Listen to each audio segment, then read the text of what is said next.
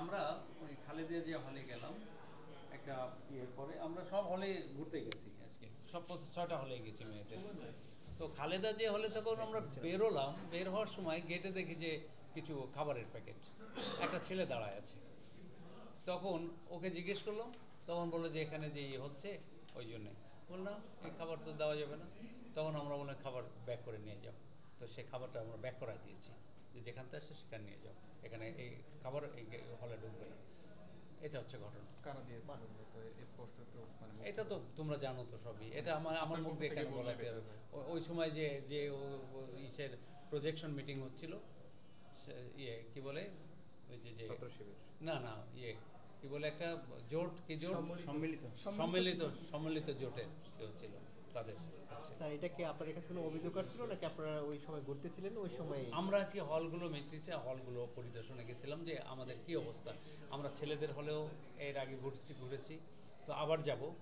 তো এই কদিন তো আমরা বেরোনোর কোনো সময় পাইনি এবং আমি যে কি পরিমাণ কাজ করেছি, তোমরা আমার সাথে থাকলে তোমরাও ক্লান্ত হয়ে যেতে।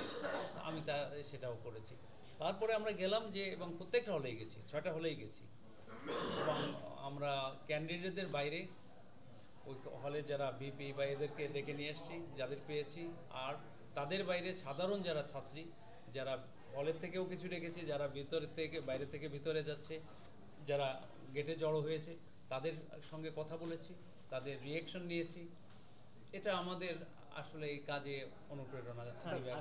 সবাই খুব খুশি, সবাই খাবার দেওয়াটা কি স্যার আসলে আমরা এটাও প্রশ্ন করেছি তোমাদের কেউ কি গিফট দিচ্ছে কিনা, অনেক কোনো আছে। তা ওরা বল না, এটা এগুলো আমাদের হলে এগুলো হচ্ছে না। কোনো থ্রেট আছে কিনা কোনো কারোর পক্ষে থেকে কিছু নেই, বলে খুব ফেস্টিভ মুডে সব কিছু। খাবার বিতরণ কি আচরণ বিধির মধ্যে পড়ে না? এটা আচরণ বিধি না বাবারে, এটা হচ্ছে যে আমরা ওখানে পরিচিতি সভা, তাই না?